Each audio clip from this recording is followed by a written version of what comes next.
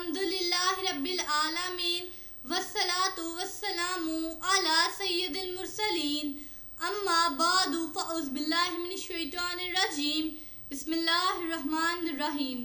हमारी किसी भी वीडियो में कोई भी एक लफ्ज़ भी आप ऐसा ना पाएंगे जो अल्लाह ताला के हुक्म और उसके नबी अकरम सल्लल्लाहु अलैहि वसल्लम की तालीमात से हट कर हो। आपसे गुजारिश है हमारी वीडियोस को आगे शेयर करें। हो सकता है ये अमल आपकी और हमारी निजात का सबब बने और इन्हें आखिर तक ध्यान से सुने, यकीनन आपकी ज़िंदगी बदल जाएगी। बिस्मिल्लाहिर्रहमानिर्रहीम। मशहूर रवायत तो ये है कि सूरह अलक की पहली 5 आयतें इकरा बिस्मी रब्बिकल्लज़ी खलक सबसे पहले नाजिल होने वाली आयतें हैं। चंद रवायात में ये मज़कूर है कि सूरह मुदस्सर की इब्तदाई आयत को अव्वलियत का शर्फ हासिल है और बाज़ रवायात में सूरह वज़्ज़ुहा को सबसे पहले नाजिल होने वाली सूरत कहा गया। इन मुख्तलिफ रवायात की तत्बीक यूँ की गई है कि हकीकी अव्वलियत का शर्फ तो इकरा बिस्मी रब्बिकल्लज़ी को हासिल है और फ़तरता वही के इख्तिताम पर सबसे पहले जो आयतें नाजिल हुई वो सूरह मुदस्सर की पहली आयतें हैं, या अय्युहल मुदस्सिरु वर्रुज्जा फहजुर। फिर कुछ अरसा बाद नबी करीम सल्लल्लाहु अलैहि सूरतुल मुदस्सिर को अव्वल इस लिहाज से कहा गया है कि फितरता वही के बाद सबसे पहले इसका नुज़ूल हुआ, वरना मुतलक्कन अव्वलियत का शर्फ इकरा बिस्मी रब्बिकल्लज़ी खलक को हासिल है।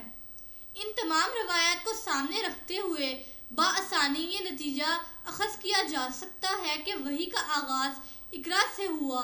कुछ अरसे के लिए नुज़ूल वही का सिलसिला मुनक़ता रहा। जब असर नू वही का नुज़ूल शुरू हुआ तो पहले या अय्युहल मुदस्सिर आयात नाजिल हुई।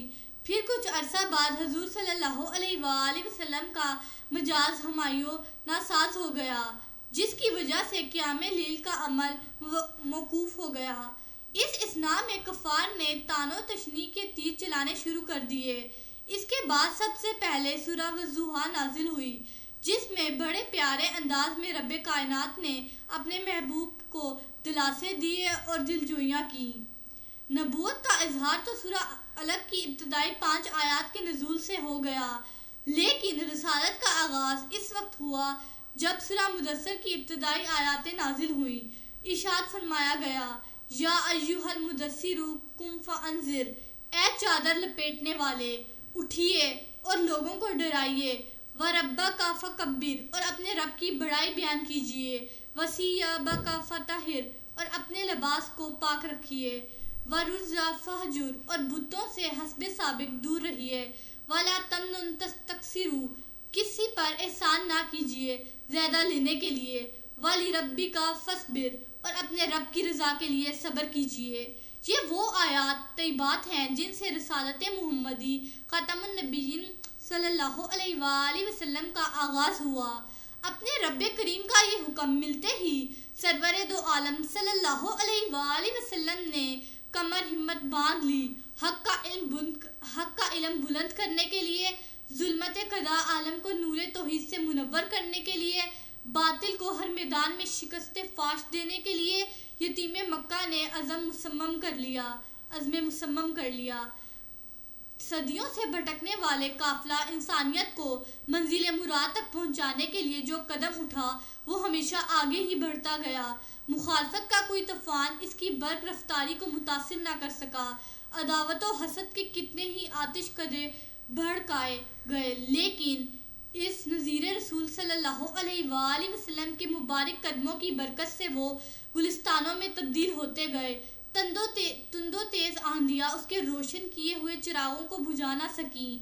उसके जानसारों पर जुल्म सितम के पहाड़ टूट गए, लेकिन उनकी हौसला मंदियों में ज़रा फ़र्क नुमाया न हुआ।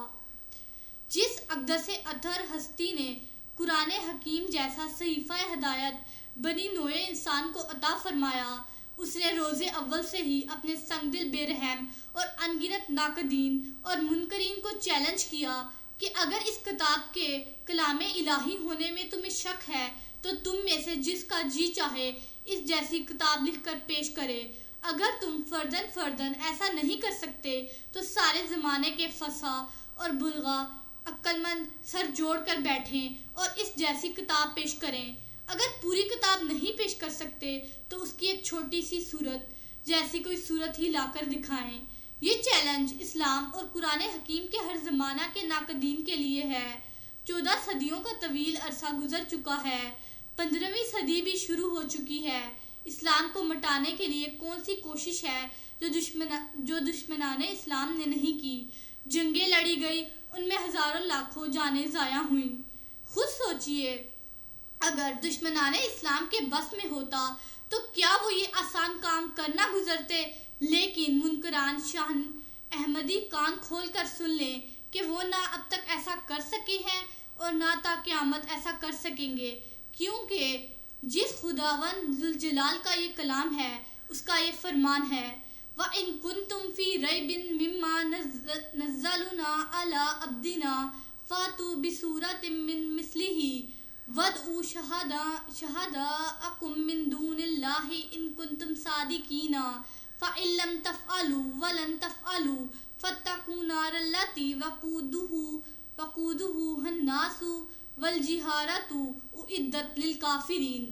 اگر تمہیں شک ہو اس میں جو ہم نے نازل کیا اپنے برگزیدہ بندے پر، تو لے آؤ ایک صورت اس جیسی اور بلا لو اپنے حمایتیوں کو اللہ کے سوا اگر تم سچے ہو۔ پھر اگر ایسا نہ کر سکو اور ہرگز تم ایسا نہ کر سکو گے تو ڈرو اس آگ سے جس کا ایندھن انسان اور پتھر ہیں، جو تیار کی گئی کافروں کے لیے۔ بسم اللہ الرحمن الرحیم۔ صلی اللہ علی حبیبہ سیدنا محمد وآلہ وصحبہ وسلم۔ اس درود پاک کے بے شمار فوائد ہیں۔ اس درود پاک کو کثرت سے پڑھنے والے کو دین و دنیا میں کسی چیز کی کمی نہیں رہتی، سکون قلب کی دولت سے مالا مال ہو جاتا ہے، دشمن دوست بن جاتا ہے۔ اگر کوئی چاہے دل کی کدورت، کینہ، دل کا میل، بغض، حسد اور اخلاق رذیلہ دور ہو جائیں تو اس درود پاک کو کثرت سے پڑھیے۔ This درود has numerous benefits.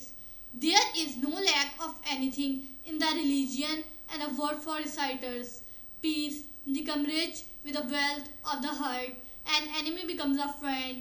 If anyone wants the darkness of heart, malice, anger, jealousy, dirt of heart, and ethical behavior get away, so recite this درود frequently. سیرت النبی صلی اللہ علیہ وآلہ وسلم کا یہ سلسلہ جاری رہے گا۔ حضرت محمد خاتم النبیین صلی اللہ علیہ وآلہ وسلم کی حیات طیبہ کا ہر ایک پہلو بیان کیا جائے گا۔ آپ سے گزارش ہے ہماری اور اپنی بھلائی کے لیے ہماری ویڈیوز کو دیکھتے رہیے۔ اگر آپ کو ہماری یہ آج کی ویڈیو پسند آئی ہے تو اس کو لائک کریں۔ اللہ تعالی ہمارا اور آپ کا حامی و ناصر ہو۔ شکریہ۔